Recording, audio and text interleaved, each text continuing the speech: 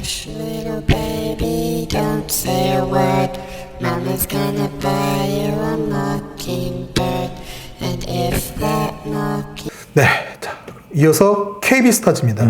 KB는 뭐 사실 뭐 지난 시즌 앞두고 뭐 선수 뭐 보관과 뭐 이런 부분들 뭐 FA에서 뭐 김유진 선수 데려오고 뭐 트레이드 통해서 뭐 이렇게 선수 영입 등락이 있었는데 그런 것보다 중요한 거는 박지수가 복귀했다라는 거 그거였고 나갔다는 거죠. 네, 박지수가 복귀해서 그냥 리그 재패해서 우승했고 WKBL 역대 최초로 홈 전승 독보적으로 시즌 1위를 했고 특히나 우리은행한테 4연승을 했는데 우리은행이 특정 팀 상대로 맞대결 4연패를 당한 게 위성원 감독 부임 후 최초입니다. 득점 1위, 리바운드 1위, 뭐 야투 8관왕이었나요? 네. 네.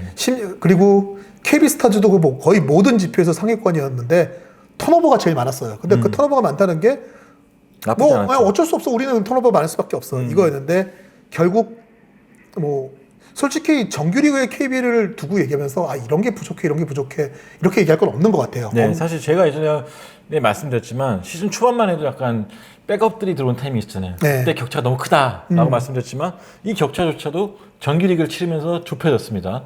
플레이오프 때는 써먹지 못했지만 네. 결과적으로는 젊은 선수들이 나왔을 때 적어도 하나원 큐와의 시리즈까지는 이 선수 나왔을 때 뭘 해야 될지 알고 있었고 공헌도가 커졌다는 거. 역시나 그거는 김한수 감독의 수훈이었고 네. 실책이 많을 수밖에 없었긴 했지만 이 실책조차도 수비가 잘 된 다음에 예전에 이제 중앙대라든지 기아라든지 동부가 잘했던 것처럼 박지수가 휙 뿌려주면 네네. 달려 알았습니다 딱 달려가지고 물어 그렇죠. 잡아가지고 물어. 말아가지고 그런 속공이 많았는데 그런 상황에서 나왔던 실책이 좀 많았어요. 하지만 네네. 이거는 웃어 넘길 수 있는 상황이었죠. 그래서 그렇기 때문에 이 지표는 약간 좀 아쉬운 게 없었습니다. 적어도 박지수 선수가 해외에 나가기 전까지는. 지금 다만 KB가 이번 시즌 결국 챔프전에서 그게 더 두드러졌던 것 같은데 KB가 지난번 우승할 때는 3점 성공률이 37.7%였어요 정규리그에. 근데 이번에는 29.3%로 떨어졌어요. 그리고 외곽 옵션에서 외곽에 1옵션과 2옵션이 존재했거든요. 근데 이번에는 강희슬 외에 두 번째 터지는 선수가 존재하지 않았고 강희슬도 챔프전에 터지지 않았는데 저는 그리고 강희슬 선수를 위한 옵션도 없었다고 봐요. 사실 그 부분이 저도 사실 다들 그렇게 얘기하잖아요. KB의 가장 강력한 무기가 원투펀치다.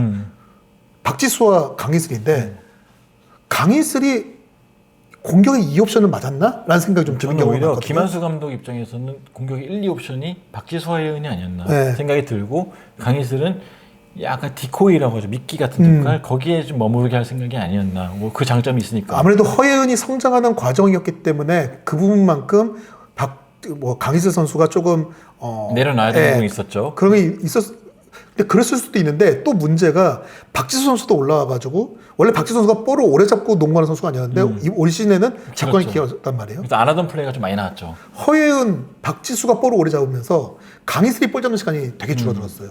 저 볼이 한 4-5번 왔다 갔다 공격수가 서너 번 왔다 갔다 하는 동안에 강희슬이 한 번도 볼을 안 잡는 장면이 좀 나왔거든요. 사실 그렇게 되면 미끼의 의미가 없어요. 네. 던져봐야지 효과를 줄 수 그렇죠. 있는데 안 던지다가 계속 어쩌다 한번 들어오는 거는 또 넣을 수가 없는 거고. 근데 그럼에도 불구하고 정규리그를 27승 3패를 마쳤기 때문에 이게 큰 문제가 안 됐지만 결국은 이게 챔프전에 가면서 결국 독이 된 게 아닌가. 그래서 사실은 박지수를 중심으로 두는 상황에서 강희슬 그리고 외곽 2옵션을 어떻게 두면 좋을까? 근데 거기에 나윤정이 들어왔네? 이야 이거 정말 잘 맞춰졌구나 라는 게 FA 시장이 끝나기 전까지의 상황이었습니다. 나윤정 영입했고 김우선 영입했고요. 그리고 심성현과 김예진이 나갔습니다. 그리고 염윤아 선수 잔류했고요. 사실 염려 선수는 더 많은 오퍼를 받은 준 팀이 있었지만 결국 남았죠. 정말 재밌었던 게 염윤아 선수한테 지금 염윤아 선수가 잔류한 이 조건에 제가 알기로 2배 이상을 받았어요. 네, 2배 이상을 받았는데 염윤아 선수가 잔류를 선언을 했어요. 잔류를 선언을 했는데 잔류 선언하고 그 다음 날부터 후회가 되기 시작하더라. 그러니까 나 이 팀에 왜 나 왜 이 팀에 왜 남았지? 이게 아니라 가깝거든요. 그 팀이. 그 팀이 가까워가지고 아 출퇴근할 거 생각하니까 내가 왜 그랬지? 라는 생각이 잠깐 들긴 하더라라는 얘기는 했는데 근데 뭐 결과적으로는 염려 선수 존재가 한번 더 빛날 수 있는 팀이 KB 스타스고 그렇죠. 제일 지금 현 시점에서는 제일 필요한 팀이 아닌가. 그러니까 본인은 그렇게 네. 얘기하더라고요. 본인은 입장에서는 이 팀에 내가 지금 주장인데 근데 그렇게 선택하는 건 아닌 것 같다라는 얘기를 했었다. 그래서 어쨌든 간에 이렇게 FA 시장을 마무리했고 사실은 KB도 김소니아를 영입 하는데 참전을 할까에 대한 고민도 있었고, 그래서 사실 박해진 선수도 있었죠. 네, 박해진도 네. 있었고, 그 지단에 대해서도 얘기는 있었어요. 그러니까 KB가 팀에 도움이 된다고 생각하면은 우리의 전체적인 그 셀캡을 조절해서 가능하다 싶으면은 들어갈 팀이거든요. 근데 그런 과정에서 사실은 생각보다 만족스러운 결과들은 아니었죠. 그쪽 시장에서. 만족스러운 결과는 아니었지만 우리은행이 선수 유출이 많으면서 만족스러운 시장은 아니었지만 FA를 마치고 나니 갑자기 완벽한 1강이 되어버렸네?가 됐었어요. 네. 자, 이제 박지수가 이제 갈라타사라이 튀르키예로 가게 됐는데 박지수의 이 영향력이라는 거는 지금 리그에 아마 WKBL 역사에 이런 선수는 없었단 말이죠. 절대적인 원툴이죠, 사실. 네, 사실 네. 그 정말 그럼 박지수가 역대 선수 중에서 제일 잘해? 라고 누가 묻는다면은 그거에 대해서는 뭐 이견 여지가 있을 수 있지만 한 팀에서 갖고 가는 이 지분에 대해서는 이 정도 비중이 높은 선수가 없거든요. 맞아요. 네. 박지수 선수가 KB에 있으면서 159승 48패, 승률이 76.8%였어요. 207경기를 뛰었고. 근데 박지수가 뛴 경기의 승률이 76.8%였는데 박지수가 KB에 입단한 이후에 뛰지 않았던 46경기에서 KB는 13승 33패, 와우. 28.3%였어요, 승률이. 이게 단적으로 한 시즌에 그대로 드러난 거는 이제 지지난 시즌이었고. 근데 이제 KB는 이 상황에서 시즌을 치러야 된다는 얘기인 거죠. 어떻게 보면 박지수의 그 터킹 보조자료 자체가 네. 이번 시즌 판도가 어떻게 될지 모르겠다는 알림장과 같았잖아요. 네. 그러니까 근데 다시 김한수 감독도 중요한 시험 때 올랐죠, 이제. 다만 이제 2년 전에는 박지수가 언제 돌아올지 모르니까 그거에 대해서 노심초사하고 약간 불안감이 있었다면은 이제는 아예 없기 때문에 세 판을 짜야 되기 때문에요. 기존의 선수들과도 잘 추슬리고 기회를 어떻게 줄지도 고민해봐야 되겠고 또 강인 선수를 어떻게 살릴지도 봐야 되겠고 좀 약간 어려운 상황이지만 그래도 더 오히려 보면 감독 입장에서는 진짜 중요한 시험 무대 어떻게 보면 본인의 진가를 다 알릴 수 있는 무대가 되지 않을까 생각해봅니다. 선수들도 알아야 될 게 어쨌든 간에 정규리그 우승이라는 거는 박지수 선수가 절대적인 역할을 맞지만 박지수 혼자 이러는 건 아니거든요. 그러니까 선수들도 자부심을 갖고 박지수 없으면 우리도 아무것도 아니야. 그게 아니라 좀 선수들이 조금 더 자신감을 갖고 해줘야 되지 않을까 생각해봅니다.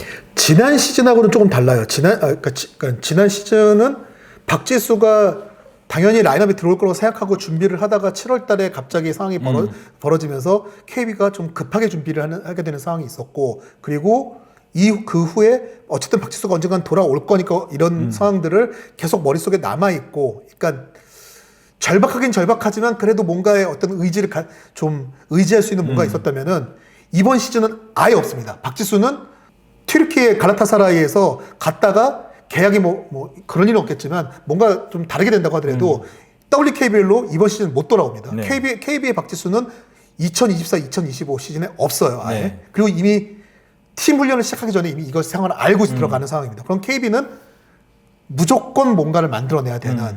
예. 이제는 KB가 우승 후보라고 얘기할 수 없는 상황이 됐죠. 네. 지금 사실 박지수가 없는 것만으로 어떤 분들은 그럼 또 꼴찌하겠네 이런 식으로 얘기를 하거든요. 근데 분명한 거는 박지수가 없었던 시즌에도 KB 꼴찌는 안 했습니다. 네, 안 했었고 그때도 10승 20패, 그때 10승 20패였는데 뭔가를 만들어내야 된다는 거죠. 달라질 수 있을 거라고 보고 있고요. 네. 또 아시아 쿼터라는 제도가 있기 때문에 빅맨을 영입할 수도 있는 거고 어떻게 될지 지켜보시죠 일단. 사실 KB야말로 정말 빅맨에 대해서는 아무런 걱정과 이런 게 없는 팀이었는데 이제 빅맨에 대한 고민과 걱정이 가장 많아진 팀이 될 수 있고, 저는 좀 임살 국장님이 얼굴이 좀 아른거리는데 네, 힘내시기 바라겠습니다. KB는 그리고 김민정 선수의 회복이 너무 중요해졌고, 중요해졌죠. 네. 빅맨인지 아니지만 포스트에서 그렇게 싸워줄 수 있는 선수가 몇 안 되잖아요. 김소담의 활용법도 좀 더 네. 만들어내야 될 사실 것이고. 그렇게 보면 김예진을 떠나보내는 게 좀 많이 아쉽긴 하죠. 하지만 이미 김예진 떠나보내기 전에 박지수는 그 의견을 전달했기 때문에 아마 그것까지 다 감안한 결정이었을 거예요. 네. 자, KB는 사실 뭐 챔프전 얘기도 했었고, 그리고 더 크게 박지수의 이탈 이거 외에는 더 짚을 수 있는 부분이 사실 거의 없어가 너무 크기 때문에. 그래서 중요한 거는 이제 트리플잼 지나고 박신자컵 맞으면서 가장 팀 색깔이 많이 바뀔 팀이기 때문에 KB야말로 비시즌을 보지 않는 이상은 이 팀이 어떨 거다라는 걸 좀 예측하기 힘들 것 같습니다. 예. 자, 이렇게 해가지고 이제 게으름에 게으름을 피우면서 한 달 넘게 미뤘던 그 댓글과 그리고 시즌 리뷰를 뭐 네, FA FA 등등을 이렇게 그 번개불에 콩볶아 먹듯이 끝냈습니다. 네. 저희가 아마 이제 다음에 녹화를 하게 되면은 빨라야 다음 시즌 프리뷰겠죠? 박신자컵도 있고 뭐 네. 해외 대회도 있기 때문에 네. 뭐 본인이 좀 일을 하셔야지 제안을 해주셔야죠 자꾸. 내가 제안하면은 당신이 되게 누가 보면 되게 적극적으로 늘 준비가 돼 있는 사람인 것처럼 보이겠어요. 준비한 거 보세요. 아, 네. 이거 네. 아무튼 언제든지 준비되어 있기 때문에 불러주시면 감사하게 오겠고요. 네. 시간이 2시가 좀 빠듯한 것 같아. 2시 반 어떻습니까? 시간도 네가 정했잖아요. 아무튼 오늘도 30분 늦게 왔습니다. 네, 지금 차가 막힌 택시 기사님이 갑자기 역주행을 하더라고요. 깜짝 놀랐습니다. 아무튼 한 시즌 동안 또 여러분 사랑해 주셔서 감사드리고 또 저희도 더 좋은 컨텐츠로 돌아오도록 하고 벌써 이미 다음 시즌 훈련 시작한 팀들이 있어요. 아마 벌써. 5월 9일 날 이제 하나원큐가 그렇죠. 신한은행 네. 신한은행이 5월 9일 BNK. BNK 네. 그리고 하나원큐가 5월 10 며칠 날 되고 그러니까 네. 저희 이제 정말 한 시즌의 마감을 한 시즌의 시작 시점에 맞춰가지고 네. 했습니다. 네. 이렇게 비시즌도 열심히 좀 돌아다니면서 네, 또 저 재밌는 얘기 전해드리도록 할 테니까 많이 초대해 주시고 네네. 네, 이 사람이 살아갈 이유를 좀 전달해 바라겠습니다. 네. 저희야 뭐 댓글이나 구독자가 정말 좀 의욕을 주기 때문에 네. 네. 한 시즌 동안 농구, 여자농구 같이 보시면서 팬 여러분들도 정말 감사했고 고생 많으셨고요. 저희 다음번에 또 네. 더 나은, 더 다른 컨텐츠로 또 찾아오도록 하겠습니다. 고맙습니다. 고맙습니다. Hush, little baby, don't say a word. Mama's gonna buy you a mockingbird.